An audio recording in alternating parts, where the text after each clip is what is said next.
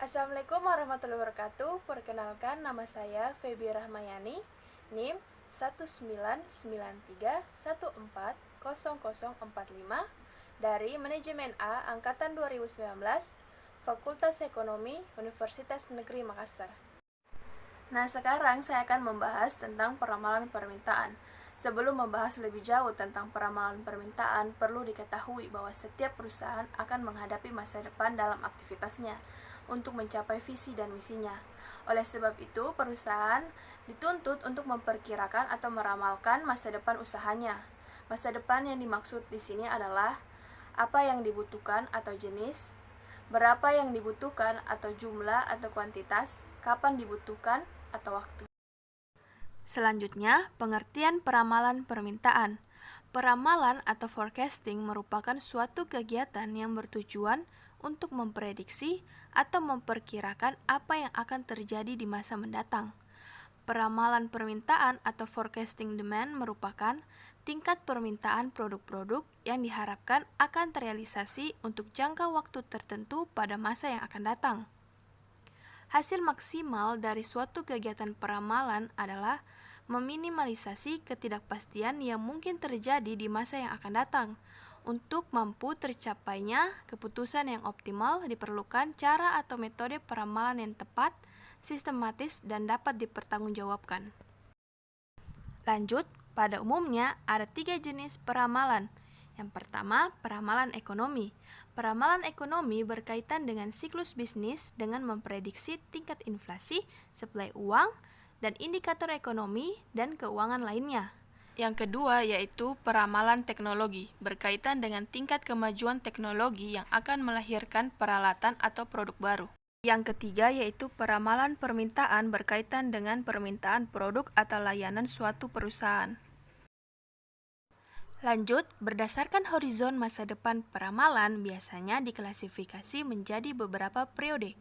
Yang pertama, peramalan jangka pendek, meliputi jangka waktu kurang dari 3 bulan sampai 1 tahun, ditujukan untuk merencanakan pembelian bahan baku, jadwal kerja, tenaga kerja, dan tingkat produksi.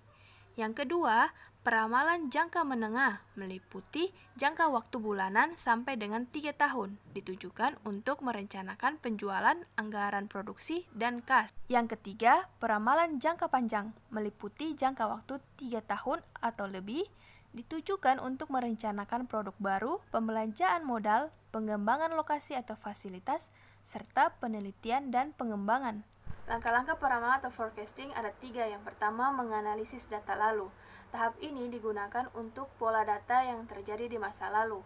Analisis ini dilakukan dengan membuat tabulasi dari data lalu sehingga dapat diketahui pola data tersebut.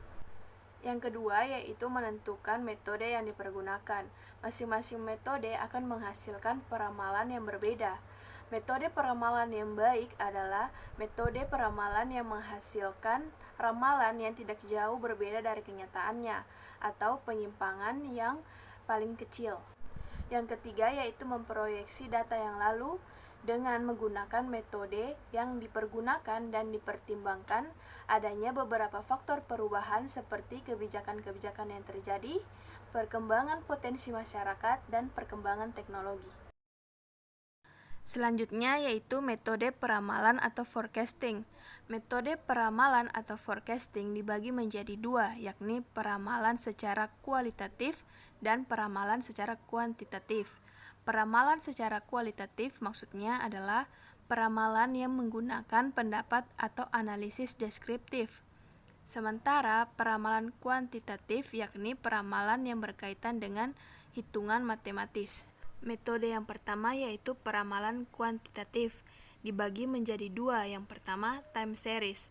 Metode time series atau deret waktu merupakan metode peramalan yang menghubungkan keterkaitan antara variabel dependen atau variabel yang dicari dengan variabel independen atau variabel yang mempengaruhi kemudian dihubungkan dengan waktu, minggu, bulan, atau tahun.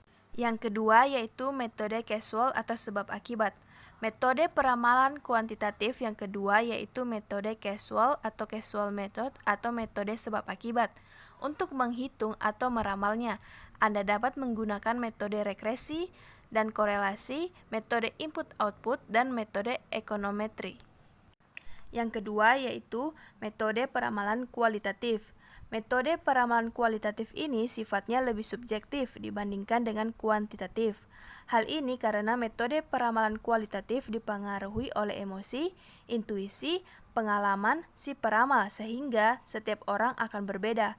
Adapun teknik atau metode peramalan kualitatif sebagai berikut. Yang pertama yaitu survei pasar. Metode ini dilakukan dengan cara mencari masukan atau pendapat dari konsumen yang berpengaruh terhadap rencana pembelian pada saat periode pengamatan.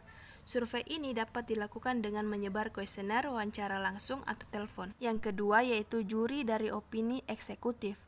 Untuk melakukan metode ini caranya dengan meminta opini atau pendapat dari kelompok kecil yang terdiri atas manajer pemasaran, manajer produksi, manajer teknik, manajer keuangan, dan manajer logistik, dan hasilnya kemudian digabungkan dengan metode statistik. Yang ketiga yaitu gabungan tenaga penjualan. Seperti namanya, metode ini menggabungkan setiap penjualan, kemudian mereka meramalkan tingkat penjualan di daerah masing-masing, yang pada akhirnya digabungkan dengan tingkat provinsi dan nasional. Keempat yaitu metode Delphi. Metode Delphi sebenarnya mirip dengan metode kuesioner. Untuk melakukan metode ini, Anda perlu menyebar kuesioner, tetapi jawaban dari kuesioner yang terkumpul disederhanakan terlebih dahulu sebelum diberikan kepada ahli untuk peramalannya. Selanjutnya yaitu karakteristik peramalan yang baik. Yang pertama, akurasi. Akurasi dari suatu hasil peramalan diukur dengan hasil kebiasaan dan kekonsistenan peramalan tersebut.